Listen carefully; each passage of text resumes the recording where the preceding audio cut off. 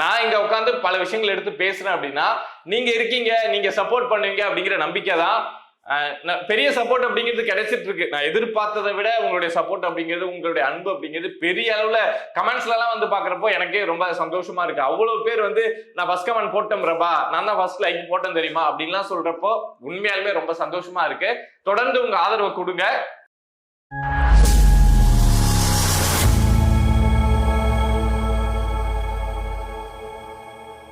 அனைவருக்கும் வணக்கம்.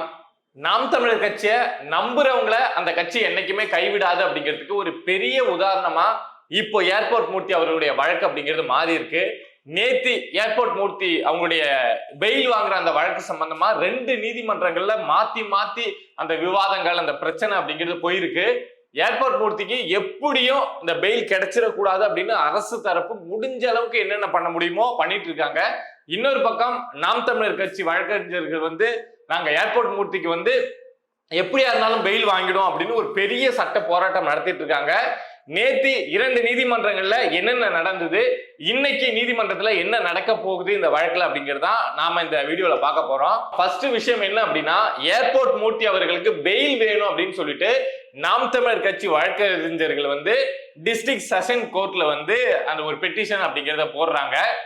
இந்த டிஸ்ட்ரிக்ட் செஷன் கோர்ட்ல தான் வந்து இந்த நம்ம பெயில் கேட்கணும் அப்படின்னா அந்த மனு அப்படிங்கிறத போட முடியும். ஆனா நான் ஏர்போர்ட் மூர்த்தி அவர்களை வந்து ரிமாண்ட் பண்ணது அப்படின்னு பாத்தீங்கன்னா எழும்பூர் நீதிமன்றம். அங்கேயும் அப்படியே அதை பேரலா மைண்ட்ல வச்சுக்கோங்க. இங்க செஷன்ஸ் கோர்ட்ல என்ன நடக்குது அப்படின்னா, இவங்க பெட்டிஷன் போட்டதும் அரசு தரப்புல இருந்து, அதாவது திருமா தரப்பு, விசிகா தரப்பு, இல்ல ஸ்டாலின் தரப்பு, எப்படி வேணாலும் எடுத்துக்கலாம். ஏன்னா அந்த அளவுக்கு ஒரு அரசு தரப்பு மாதிரி அவங்க நடந்துக்கல. எப்படியாவது ஏர்போர்ட் மூர்த்தியை வந்து அவங்க வந்து கஸ்டடிக்கு எடுக்கணும், அதாவது காவல்துறை கஸ்டடிக்கு எடுக்கணும் அப்படின்னு தான் உறுதியா இருந்தாங்க நேத்தி முழுக்க. பட் இவங்க தரப்புல இருந்து நீதிபதி கிட்ட இந்த மாதிரி பெயில் கேட்டு பெட்டிஷன் போட்டாங்கல்ல, அதை அரசு தரப்புல இருந்து டிஃபெண்ட் பண்ணணும்ல, அவங்களுக்கு பெயில் கொடுக்காதீங்க அப்படின்னு. சோ அதுக்காக அரசு தரப்புல இருந்து என்ன சொன்னாங்க அப்படின்னா, நீங்க ஏர்போர்ட் மூர்த்திக்கு வந்து பெயில் கொடுக்க கூடாது, ஏன்னா நாங்க வந்து ஏர்போர்ட் மூர்த்தியை வந்து போலீஸ் கஸ்டடிக்கு எடுத்து விசாரணை நடத்த வேண்டியது இருக்கு, நாங்க கஸ்டடிக்கு எடுக்க போறோம் அப்படின்னு சொல்லிட்டு அரசு தரப்புல இருந்து சொன்னாங்க. அதுக்கு நாம் தமிழர் கட்சி வழக்கறிஞர்கள் என்ன சொன்னாங்க அப்படின்னா, இதுல விசாரிக்கிறதுக்கு என்ன இருக்கு, எல்லாம் தான் ஓப்பனா எல்லாத்தையும் நீங்க வீடியோவா பாத்துட்டீங்க, எல்லாத்தையுமே ஏர்போர்ட் மூர்த்தி அவர்கள்ட்ட கேட்டுட்டீங்க, இதுல மறைஞ்சு இது தெரியாம நடந்துச்சு, இது சம்பந்தமா எங்களுக்கு விசாரிக்க வேண்டியது அப்படின்னு இந்த வழக்குல ஒண்ணுமே இல்லையே, அப்புறம் என்ன விசாரிக்க போறீங்க அப்படின்னு சொல்லி நாம் தமிழர் கட்சி வழக்கறிஞர்கள் வந்து இந்த பாயிண்ட் டிஃபெண்ட் பண்றப்போ அரசு தரப்புல இருந்து என்ன சொன்னாங்க அப்படின்னா, ஏர்போர்ட் மூர்த்தி வந்து ஒரு கன்ஃபெஷன் ஸ்டேட்மெண்ட் கொடுத்திருக்காரு. பொதுவா இந்த மாதிரி அரெஸ்ட் ஆனவங்கள்ட்ட இந்த எஃப்ஐஆர் போடுறப்போ நீங்க சொல்றதுதான் என்னென்ன பண்ணீங்க அப்படின்னு எழுதுவாங்கல்ல, அப்படி சொல்றப்போ ஏர்போர்ட் மூர்த்தி என்ன சொல்லியிருக்காரு அப்படின்னா, அவர் அந்த பயன்படுத்தினார்ல அந்த பேனா கத்தின்னு சொல்றாங்கல்ல, அந்த கத்தி எங்க அப்படின்னு ஏர்போர்ட் மூர்த்தி அவர்கள்ட்ட கேட்டப்போ ஏர்போர்ட் மூர்த்தி வந்து நான் கார்ல போறப்போ அதை தூக்கி போட்டுட்டேன் அப்படின்னு சொல்லியிருக்காரு. சோ அந்த கத்தி சம்பந்தமா நாங்க விசாரணை நடத்தணும், அந்த கத்தி எங்க தூக்கி போட்டாரு, எங்க போச்சு அப்படின்னு விசாரணை நடத்தணும். சோ அதுக்காக எங்களுக்கு வந்து போலீஸ் கஸ்டடி வேணும் அப்படின்னு சொல்லிட்டு நாங்க பெட்டிஷன் போட்டிருக்கோம் எக்மோர் நீதிமன்றத்துல அப்படின்னு சொல்லிட்டு அரசு தரப்புல இருந்து இந்த வாதத்தை எடுத்து வச்சிருக்காங்க. உடனே நீதிபதியை என்ன கேட்டுறாங்க அப்படின்னா, நீங்க பெட்டிஷன் போட்டேன்னு சொல்றீங்க, அப்பனா அந்த கேஸ் நம்பர் ஃபைல் ஆயிருக்கும்ல, அந்த நம்பரை கொடுங்க அப்படின்னு சொல்லி அரசு தரப்பை பார்த்து நீதிபதிகள் அவர்களே கேட்டிருக்காங்க. அதுக்கு நம்ம அரசு தரப்பு என்ன சொல்லியிருக்கு அப்படின்னா, இல்ல இப்பதான் இதை போட்டுட்டு இருக்கோம், போட போறோம், இந்த ஆளுங்க போயிட்டு இருக்காங்க அப்படிங்கிற மாதிரி கதை அப்படிங்கிறத விட்டுருக்காங்க. அதாவது அவங்க போலீஸ் கஸ்டடி கேட்கறதுக்கான அந்த பெட்டிஷன் அப்படிங்கறத எக்மோர் நீதிமன்றத்துல போடணும். பட் போடுறதுக்கு முன்னாடியே இந்த மாதிரி நாங்க இதை போட்டிருக்கோம் அப்படின்னு சொல்லியிருக்காங்க. பட் நீதிபதி வந்து இத மாதிரி அந்த போட்டிருக்க கேஸ் நம்பரை காமிங்கன்னு சொன்னதுக்கு அப்புறம் இல்ல இதை இப்பதான் போட போயிருக்கோம் அப்படின்னு சொல்லியிருக்காங்க. சோ அதனால நீதிபதி என்ன பண்றாங்க அப்படின்னா, இந்த கேஸ் வந்து பாஸ் ஓவர் பண்ணி வைக்கிறாங்க. இது காலையில விசாரணைக்கு வருது, நாங்க சாயங்காலம் எடுத்துக்கிறோம், அதுக்குள்ள நீங்க கேஸ் நம்பரை எடுத்துட்டு வாங்க அப்படின்னு சொல்லிட்டு அந்த கேஸை வந்து பாஸ் ஓவர் பண்ணி வைக்கிறாங்க. பட் அதுக்கப்புறம் என்ன பண்ணிருக்காங்க அப்படின்னா, இங்க அரசு தரப்புல இருந்து எக்மோர் நீதிமன்றம் போயிட்டு அங்க வந்து இந்த இது சம்பந்தமா, அதாவது கஸ்டடி கேட்கிற அந்த பெட்டிஷன் இருக்குல்ல, எங்களுக்கு ஏர்போர்ட் மூர்த்தியை வந்து நாங்க கஸ்டடி எடுத்தே ஆகணும், இதை மாதிரி இவ்வளவு சட்ட சிக்கல்கள் இருக்கு, இவ்வளவு விசாரணை செய்யணும் அப்படின்னு அங்கேயும் இவங்களுடைய தரப்பை சொல்லி கஸ்டடி வாங்கணும்ல. சோ அப்படி அதுக்காக எக்மோர் நீதிமன்றத்துல நீதிபதி கிட்ட போயிட்டு இத மாதிரி பெட்டிஷன் போட்டிருக்காங்க. பட் நீதிபதி அவர்கள் என்ன பண்ணிருக்காங்க அப்படின்னா, நாளைக்கு இந்த வழக்கு எடுத்து, அதாவது இன்னைக்கு இந்த வழக்கு எடுத்து விசாரிக்கிறோம் அப்படின்னு சொல்லிட்டு சொல்லியிருக்காங்க.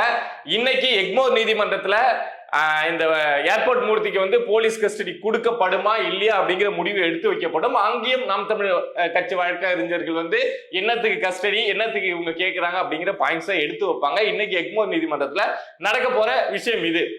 நேத்து இந்த அரசு தரப்பு ஏன் அப்படி அலக்கடிச்சாங்க அப்படின்னா, இந்த வழக்கை போட்டு நாங்க இங்க இது பண்றோம் இங்க இது பண்றோம் அப்படின்னா கஸ்டடி எடுக்காமலே பெயில் வாங்குறத தடுக்கலாம். இன்னும் ஒரு வாரம் 10 நாள் இப்படியே நம்ம இழுக்கடிச்சோம் அப்படின்னா ஏர்போர்ட் மூர்த்தி வந்து ஜெயில வச்சு பார்த்துடலாம். ஏன்னா விசிகாவோட திருமாவோட எண்ணம் என்ன, பார்த்து சிரிக்கணும், ஜெயில வச்சுட்டோம் பாத்தியா அப்படின்னு சிரிக்கணும் அப்படிங்கிறதானே.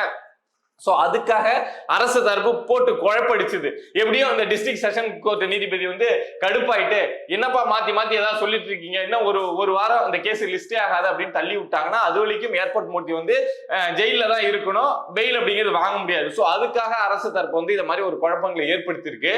பட் நீதிபதி அந்த டிஸ்ட்ரிக்ட் செஷன் கோர்ட் நீதிபதி என்ன சொல்லியிருக்காங்க அப்படின்னா, நாளைக்கு எக்மோர் நீதிமன்றத்துல கஸ்டடி கொடுக்கலாமா வேணாமா அப்படிங்கிற அந்த பெட்டிஷன் விசாரணைக்கு வருதா, அப்பனா இங்க இதே டிஸ்ட்ரிக்ட் கோர்ட்ல நாளைக்கு வந்து நான் பெயில் கொடுக்கலாமா வேணாமா அப்படிங்கிற அந்த வந்து நான் முடிவு பண்றேன்.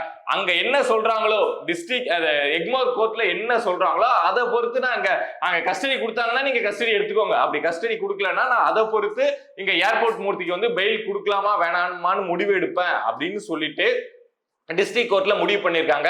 சோ இன்னைக்கு எக்மோர் நீதிமன்றத்திலயும் இது வரப்போகுது, இன்னொரு பக்கம் செஷன் கோர்ட்லயும் வந்து பெயில் கிடைக்குமா வேணாமா அப்படிங்கிற விஷயம் வரப்போகுது. அதான் ஒரு பக்கம் அரசு வந்து எப்படியாவது ஏர்போர்ட் மூர்த்தியை வந்து கஸ்டடியில எடுத்து போலீஸ் கஸ்டடியில எடுத்து விசாரணைங்கிற பேர்ல கொஞ்சம் டார்ச்சர் பண்ணி மன உளைச்சலை ஏற்படுத்தி ஒரு 10 நாள் 15 நாள் உள்ள வச்சிருந்து காட்டிடணும் அப்படின்னு அரசு தரப்பு போராடுது. இன்னொரு பக்கம் நாம் தமிழர் கட்சி வழக்கறிஞர்கள் பாசறை வந்து இல்ல ஏர்போர்ட் மூர்த்தி இந்த வழக்குல வந்து ஒரு பேஸே கிடையாது, என்ன நடந்திருக்கு அப்படின்னு இங்க வாதாடக்கூடியவங்களுக்கு மட்டும் இல்ல ஒட்டுமொத்த தமிழ்நாட்டுக்கு தெரியும். சோ இந்த வழக்குல ஒண்ணுமே இல்ல கஸ்டடியில எடுத்து விசாரிக்கிறதுக்கு. சோ நீதிபதி அவர்கள் வந்து பெயில் கொடுத்துடணும் அப்படின்னு சொல்லிட்டு இவங்க ஒரு டீமே சேர்ந்து போராடிட்டு இருக்காங்க. சோ இதுதான் இப்ப நடந்துட்டு இருக்கு.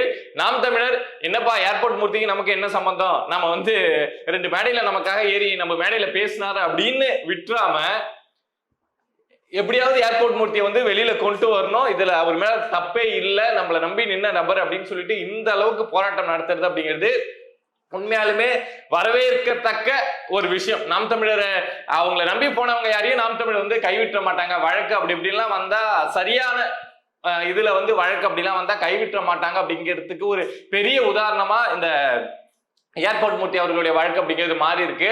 இன்னொரு பக்கம் தன்னுடைய சொந்த ஜாதியா இருந்தாலும் சரி எதுவா இருந்தாலும் சரி தனக்கு தான் செய்யக்கூடிய தவறை சுட்டி காட்டினா தனக்கு எதிரான அரசியலை இங்க முன்னெடுத்து வச்சா தன்னை விட தனக்கு இணையா ஒரு தலைவர் வளர்ந்து வரான் அப்படின்னா இந்த தலைவருக்கும் அடுத்த கட்ட தலைவருக்கும் ஒரு 10 கிலோமீட்டர் டிஸ்டன்ஸ்ல நீ இருந்துட்டீங்கன்னா ஓகே. ஆனா இவனுக்கு இந்த பெரிய தலைவருக்கு இணையா நீ வளர்ந்து வர அப்படின்னா உன் மேலேயும் வழக்கு போடுவோம், அது பொய் வழக்கா இருந்தாலும் நாங்க கூட்டணியில இருக்கிறதுனால என்ன வேணாலும் பண்ணி உன்னை சிறைப்படுத்துவோம் அப்படின்னு இங்க அரசு தரப்பு நான் சொல்றதெல்லாம் உங்களுக்கு புரிஞ்சிருக்கும்னு நினைக்கிறேன். சோ அந்த தரப்பு பெரிய முயற்சிகளை எடுத்துட்டு இருக்கு. பட் இன்னைக்கு நீதிமன்றத்துல என்ன நடக்கும் அப்படின்னு தெரியல. பெயில் வாங்கிட்டாங்க அப்படின்னா உண்மையாலுமே மிகப்பெரிய வெற்றி, அது நாம் தமிழருக்கும் சரி ஏர்போர்ட் மூர்த்தி அவர்களுக்கும் சரி மிகப்பெரிய வெற்றி. திருமாவளவன் அரசு தரப்பு MK ஸ்டாலின் அவர்கள் முகத்திலேயே நீதி அரசர்கள் கரிய பூசிட்டாங்க அப்படின்னு நாம எடுத்துக்கலாம். பெயில் இன்னைக்கு கிடைச்சிருச்சு அப்படின்னா, கிடைக்காம ஏர்போர்ட் மூர்த்தி அவர்களை கஸ்டடிக்கு கொண்டு போறாங்க அப்படின்னா அது உண்மையாலுமே ஒரு பெரிய வருத்தத்துக்குரிய ஒரு விஷயமா இருக்கும். ஏன்னா ஒண்ணுமே செய்யாம ஒண்ணுமே இல்லாத ஒரு வழக்குல போலீஸ் நினைச்சா அரசு நினைச்சா ஒரு நபரை வந்து அவங்களுக்கு பிடிக்காத நபரை வந்து கஸ்டடியில எடுத்து விசாரிக்க முடியும், டார்ச்சர் பண்ண முடியும், எத்தனை நாள் நினைக்கிறாங்களோ அத்தனை நாள் சிறையில வைக்க முடியும் அப்படிங்கிற ஒரு இதுவே வந்து ஒரு வருத்தத்துக்குரிய ஒரு விஷயம் தானே. ஏன்னா இதுல ஒரு இது இருக்கு, ஏர்போர்ட் மூர்த்தி வந்து இவ்வளவு பெரிய தப்பு பண்ணியிருக்காரு, விசாரிக்க வேண்டியது இவ்வளவு இருக்கு அப்படின்னு அவங்க கஸ்டடி எடுத்தா பரவாயில்ல, வீம்புக்கு எடுக்கிறாங்க, நான் எடுத்து காமிக்கிறேன் பாரு அப்படிங்கிறதுக்காக அப்படியே ஒத்த காலில் நிக்கிறாங்கன்னு சொல்லுவாங்கல்ல, அத மாதிரி நின்றுட்டு இருக்காங்க. பார்ப்போம் என்ன நடக்குது அப்படின்னு பார்ப்போம். இன்னைக்கு இந்த 2 நீதிமன்றங்கள்லயும் என்ன நடக்குது அப்படிங்கிற விஷயத்த நான் கண்டிப்பா வந்து நீதிமன்றத்துல அந்த ஆர்குமெண்ட் முடிஞ்ச உடனே நான் உங்ககிட்ட வந்து சொல்லிடுவேன். நீங்க என்ன பண்ணோம் அப்படின்னா நம்ம பிரபா டாக்ஸ் சேனலை சப்ஸ்கிரைப் பண்ணி வச்சுக்கோங்க. இது மாதிரி விஷயங்கள் இல்ல நம்மளை சுத்தி நடக்கக்கூடிய விஷயங்கள், அது அரசியல் சார்ந்த விஷயங்களாக இருக்கலாம், இல்ல சமூகம் சார்ந்த விஷயங்களாக இருக்கலாம், எதுவா இருந்தாலும் நீங்க தெரிஞ்சுக்கணும் அப்படின்னு நினைச்சீங்கன்னா பிரபா டாக்ஸ் சேனலை சப்ஸ்கிரைப் பண்ணி வச்சுக்கோங்க. நீங்க இருக்கீங்க அப்படிங்கிற ஒரு பெரிய நம்பிக்கை தாங்க நான் இங்க உட்காந்து பல விஷயங்கள் எடுத்து பேசுறேன் அப்படின்னா நீங்க இருக்கீங்க, நீங்க சப்போர்ட் பண்ணுவீங்க அப்படிங்கிற நம்பிக்கை தான். பெரிய சப்போர்ட் அப்படிங்கிறது கிடைச்சிட்டு இருக்கு. நான் எதிர்பார்த்ததை விட உங்களுடைய சப்போர்ட் அப்படிங்கிறது, உங்களுடைய அன்பு அப்படிங்கிறது பெரிய அளவுல கமெண்ட்ஸ்ல எல்லாம் வந்து பாக்குறப்போ எனக்கே ரொம்ப சந்தோஷமா இருக்கு. அவ்வளவு பேர் வந்து நான் ஃபர்ஸ்ட் கமெண்ட் போட்டேன் பிரபா, நான் தான் ஃபர்ஸ்ட் லைக் போட்டேன் தெரியுமா அப்படின்லாம் சொல்றப்போ உண்மையாலுமே ரொம்ப சந்தோஷமா இருக்கு. தொடர்ந்து உங்க ஆதரவை கொடுங்க.